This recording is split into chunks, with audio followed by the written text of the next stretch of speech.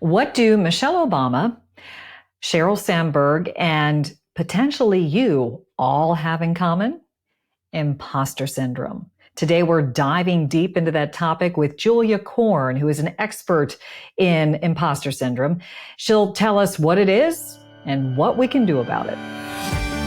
Hi, I'm Karin Reed. I'm a four-time author, Emmy Award-winning broadcast journalist, and communication expert on helping people to own the room, whether it be a physical one or a virtual one.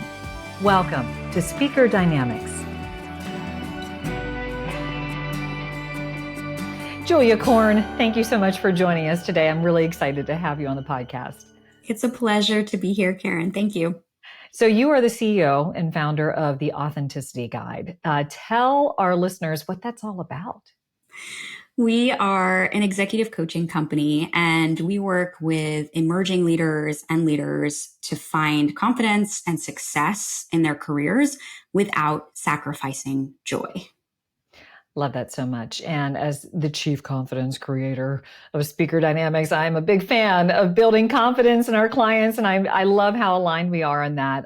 And also just really making sure that authenticity is at the core of everything. And today what we're talking about is something that can be hard to find, because I wanted to chat with you about imposter syndrome. I know that you've covered this a lot in your work, and I feel like I'm talking to an expert here. So let's kind of set the stage by defining what you think of as imposter syndrome for our listeners.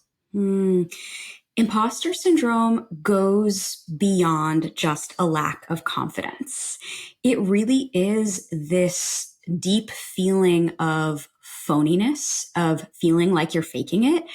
And it's sort of feeling like not intelligent, not capable. But here's the sort of critical piece: despite evidence of high achievement, right? So you might find that you're highly motivated to achieve, and that there's a lot of history of doing really well, but you sort of have this fear of being exposed as a fraud, that sense that someone's going to just tap you on the shoulder at any moment and say, Karin, who are you to be doing a podcast? And I say, I don't know why I'm doing this. Right? I get it. I completely get it. Okay. Yeah.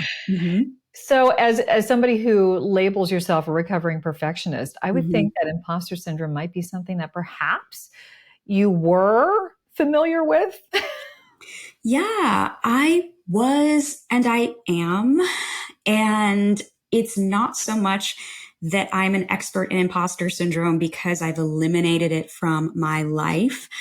But I consider myself an expert because I know my imposter syndrome really well, and I've developed some pretty effective coping strategies.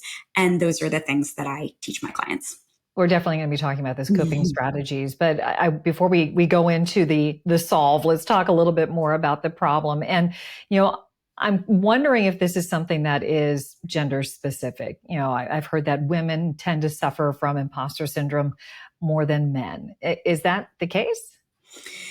So imposter syndrome has this reputation as a thing that is a woman's issue. I get asked by women's conferences all the time to give this talk. And so there's some misconceptions here that I want to just blow up off the bat. The first misconception here is that when imposter syndrome was first coined as a phrase, it was coined in the 1970s by two psychologists at an all-female university. And so their N was only women. And so their hypothesis was, this is a phenomenon that affects high-achieving women, but in the study, there weren't men. That makes no sense. Okay. Right. And so sure, that was a phenomenon that they were experiencing, right? It was this college, these women they were seeing for therapy were one after the next coming in for therapy and saying the admissions committee made a mistake, help. And so they were like, let's call this something. Yeah. So that's how it got its name. But in fact, imposter syndrome happens to 70% of people across gender, across race, across age. It's a really universal feeling that has the incorrect association with being just a woman's thing. I really hope that the next person who asks you to do the imposter syndrome keynote is from some sort of like male dominated field. Like, I feel like that would be really fun for you to go in there and kind of, blow up some of these misconceptions. So that's really interesting. I was going to ask you about the age correlation, because I know when I was starting out, especially in TV news, I felt like I was just the new kid on the block and didn't know really what I was doing. And actually, there was some truth to that. But is there no correlation between age and, feeling like you have it worse at the beginning of your career versus later on? Yeah. So I think what you're talking about is experiencing a knowledge gap. And knowledge gaps tend to happen when we're more junior or new to a job. And so having a knowledge gap means there's a distance between what you're expected to know and what you currently know. And that's not imposter syndrome. Imposter syndrome is, oh God, I've fallen through the cracks. I'm going to be found out even though I'm doing well. The interesting thing here is that there's often an overlap between imposter syndrome and a knowledge gap. And when that happens, it means we're doubting our ability to learn something new, despite having learned new things and succeeded in the past. So that's that intersection. Yeah. And well, actually kind of following up on, how we're labeling imposter syndrome. There was this kind of, groundbreaking article that was in the Harvard Business Review a couple of years ago, and it was titled, "Stop Telling Women They Have Imposter Syndrome." What are your thoughts on that? And Yeah, I love the gist of the article too. Yeah, I love this article. I think it talks about a really important facet of imposter syndrome that isn't talked about enough in imposter syndrome workshops and keynotes, which is that there is a systemic component to imposter syndrome. And so I always like to name that, which is if you are an only of anything, right? I was the only woman on a team of 10 men in my first job in corporate finance. If you're the only person of color, if you're the only person under the age of 25, right? Like if you're the only and you don't see examples of leaders who look like you are more susceptible to feelings of, oh gosh, I don't belong. And so I love this article because it's essentially advocating for more representation in leadership. And it's saying if we have more leaders that represented a more diverse swath of the population, less onlys would feel like they don't belong. And this is, they're saying this is just a phrase that people in power are making up to accentuate this idea that women should feel like they don't belong. While I agree that there are a lot of systemic components to imposter syndrome, I believe that there are also individual components to imposter syndrome. And I actually think the truth lies here. If you picture the sort of Venn diagram of systemic as one circle and individual as the other circle, and the intersection of those two things versus it being just individual or just systemic. Yeah. Are there certain hallmarks of a personality that make them more likely to have imposter syndrome that you've seen?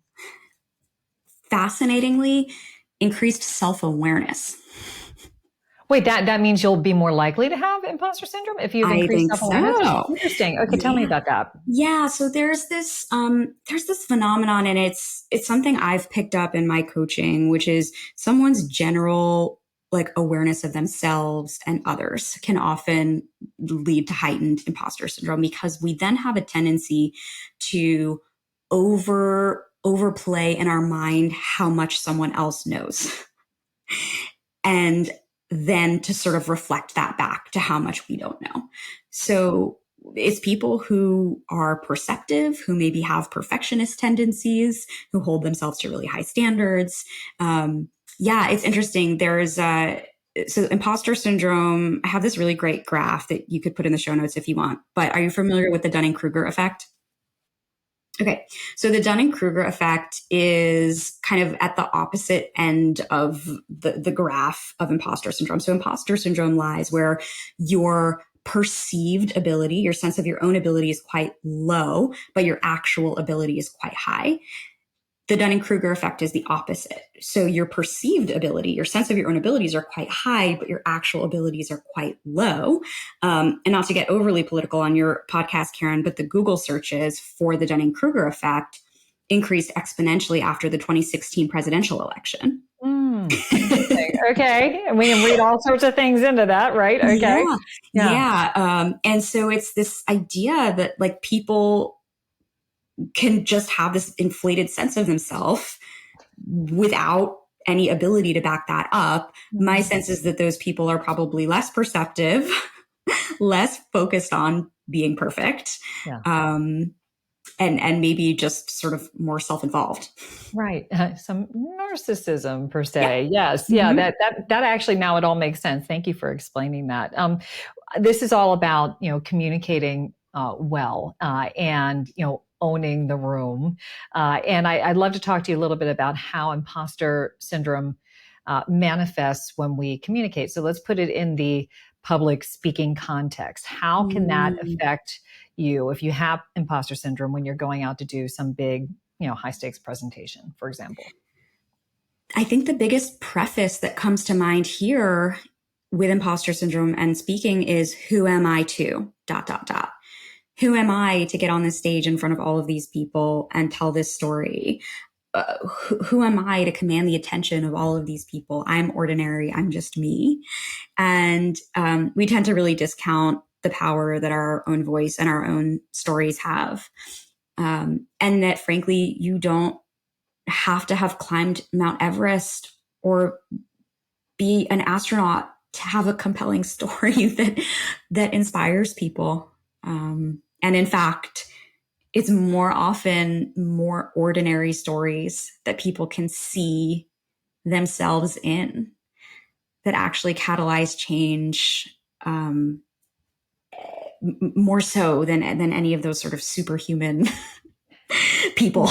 Yeah, yeah, we can't all be Olympians, We but we can't. can all, do, our individual jobs, well, that we've been hired to do, and that we have accompanying, skill set to do. But I think about like even the podcast. I'm like, oh, I don't want to do things by myself. Like, I don't know if I have value to present to the world at doing these solo episodes. I talked to you about how I would rather to have them all be interview episodes. But, I was counseled by people outside of my sphere of influence who were like, you should definitely do this by yourself and just share, the wisdom that you've gained over, many, many years. And so I've been doing that reluctantly, but I still have that imposter syndrome about, oh, how egotistical that I'm sitting here talking to all of you. But thank you for the kind notes, listeners, because I have received many, and it does inspire me to continue to do this sort of thing. So when you're doing big presentations, there's that immediate, why am I the mouthpiece for this? But I loved how you talked about how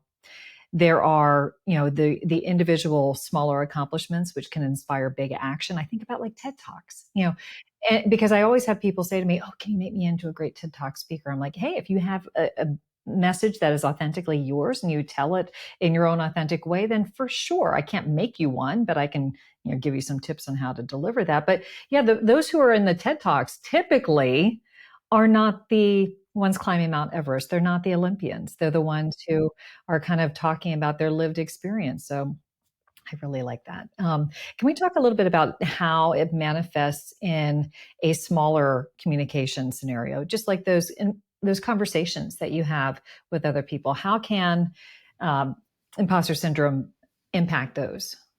Yeah. The most common way that I see imposter syndrome impacting smaller conversations is a fear of speaking up or asking questions. Generally, it's a fear tied to, is this a dumb question? Is my perspective valid? Is my brain keeping up in the right way? And that can be scary. It can be really scary to speak in a room when you feel scared. And so, do you want to talk about tips? Would that be helpful? I would absolutely, and that definitely struck a chord when you were talking about, asking the right questions. I always bring my ignorance to the table, and I am very willing to say I don't know what that is, because I know things I know, but there's so much I don't know. So I don't know what I try to do. Tell me if this is a tip, is to try to be curious and let that curiosity, you know, help me get past the imposter syndrome, because I'm not supposed to know everything. Is that one Yeah. of them? Yes, yeah, absolutely. You're not supposed to know everything. And, a great fallback question if you feel unsure about saying, oh gosh, what does that mean? Or I don't know anything about that. You can always say, can you tell me a little bit more about that? Can you provide some more detail about that? Right. So using our curiosity hat. Another thing that I recommend is having a friendly in the room. So a fallback person, right? Someone you feel just a little bit more comfortable with, and someone who you can say before the meeting, if I ask a dumb question or two, do you mind backing me up? Right. Just that sense of we're not alone can sometimes make a big difference, right? That reassuring eye contact from your friendly in the meeting can really be huge. And obviously that's easier in an in-person meeting. If you're virtual, you can use the chat function to encourage each other. So that's always an option there. It's interesting. I have read some data that actually men are more reluctant to ask questions and admit that they don't know things than women. Oh, And that's really bad for business. yeah, for sure. Because then people leave rooms without knowing answers and feeling confused. It turns out that women are actually more comfortable asking questions, Oh, which I love. yeah. Because it turns out if you have a question, probably other people have the same question. I mean, that takes me back to my days in accounting in business school, right? And I will be honest with you, there were some days where I was the only one with that question. But you know what? I gotta do my homework, and I don't know how to even begin. I think that, no. And so you would ask that question, and then what happened when you asked the question? Yeah, I mean, most of the time the professor would answer it. No one would even remember that I asked it. And then I got the answer that I needed, and then I became more competent. Yeah. I mean, I think that is a great approach, and I love that you shared that. I asked a lot of questions in my accounting class, and then I realized I really should be an English major. Accounting is not for everyone. Definitely not for me, I can tell you. Yes. So, what about some other tips that we can offer people who are struggling with this? So, the big thing is actually what we're doing now. It's getting vulnerable and it's Mhm. talking about it. Imposter syndrome loves shame. That's its breeding ground. It loves secrecy. So feelings of imposter syndrome are going to grow when you keep them as this deep, dark secret and feel like you're the only one suffering from them. Actually, the data shows that when we engage in discussions with groups of other people, whether it's colleagues, listening to a podcast, talking to a trusted friend, about these feelings, oh gosh, really sort of felt like I was faking it, really kind of felt like I didn't belong in that room. Giving a voice to it decreases the terror and actually opens us up to let other people relate to us and normalize the feeling. And so the thing that data shows works the most is actually the most simple thing. It's getting vulnerable and simply talking about it. I love that so much. I think I know the answer to this question, but I'm going to ask it anyway. Is there an ultimate cure for imposter syndrome? So there's no pill. I wish there was. But I like to guide clients through an exercise called preempting your imposter syndrome. Would it be okay if I took you through that? Yeah, sure. Okay, great. So, first, what I'm going to do is I'm going to ask you to envision a time in your mind. This is a real time where you experienced a pretty significant professional challenge that you eventually overcame. And Okay. I can give you a minute to think about that. Well, I've got it You immediately. got it? Okay. Yeah. Yeah. Do you want me to tell you? Do you want to know what it is, or am I just doing the mental exercise? I think your listeners want to know what it was. Okay. I had to introduce Tom Brokaw, who was like Walter Cronkite of NBC. I worked for NBC at the time, and I had to introduce him at a big conference at the Naval War College, which was host to hundreds of military leaders from all over the globe. It was a terrifying environment, and I was the one who was doing his big introduction. So that was very scary for me. Mm-hmm. And then what ended up happening, Karin? I prepared more than I've ever prepared for anything else. And I ran through it multiple times. And I took the stage. I think I did well. And I have some great pictures of the two of us pre and post event, which I cherish to this day. Oh, what an amazing story.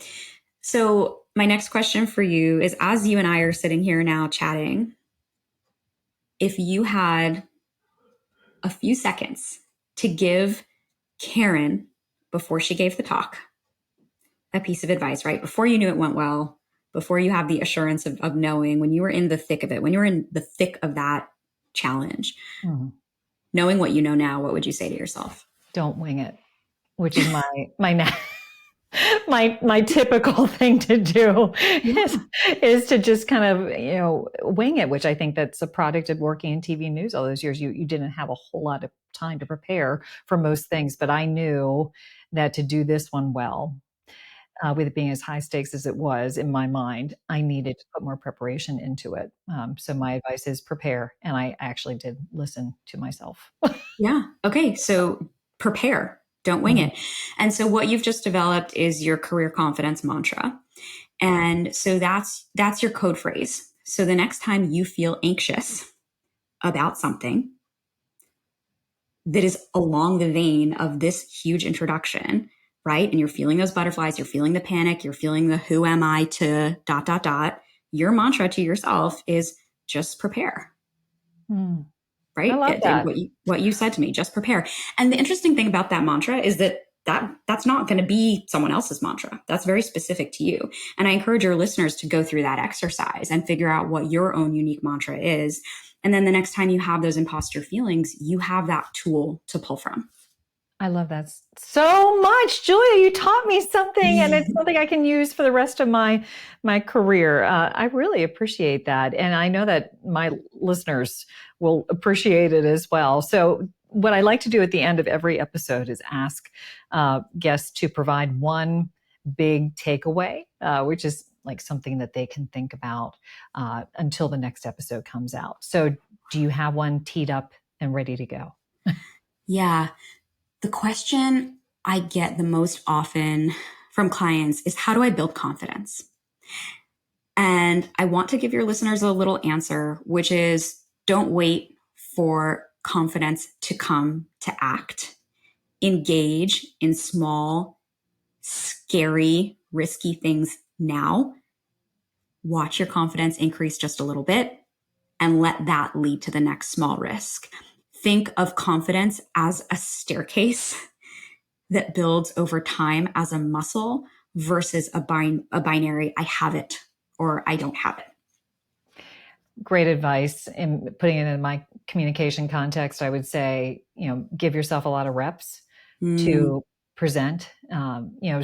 Perhaps don't start with the TED Talk, but maybe start with something smaller where you're presenting to your team, you're presenting to, a larger cohort within your organization, maybe externally as well. But I think that staircase approach is visual and one that we can all relate to. So Julia Korn, I knew this was going to be a great conversation. I think that we have done just so. I am delighted to have you here, delighted to soak up your wisdom, and thank you. Thank you so much, Karin. It is always a pleasure to see you and learn from you and watch you. Thank you. I wish I was sitting here with a paper and pen that I could have written down all of the little pieces of advice that can make such a huge difference in my life that I heard out of the mouth of Julia Korn. And if you are somebody who is also craving more of that good stuff, I have great news. We actually have a mini episode where we talk about a particular case of imposter syndrome that did not happen, but you would expect it would have happened. That's in today's bonus content episode. So if you want to hear that lifelike story, I suggest you tune in by going to speakerdynamics.com/bonus content. Once again, it's speakerdynamics.com/bonus content. It's a really fascinating story of somebody who should have had imposter syndrome. I certainly would have, but didn't. And why? So check it out. If you are liking what you are hearing, I would encourage you to follow or subscribe so you don't miss any of the upcoming episodes.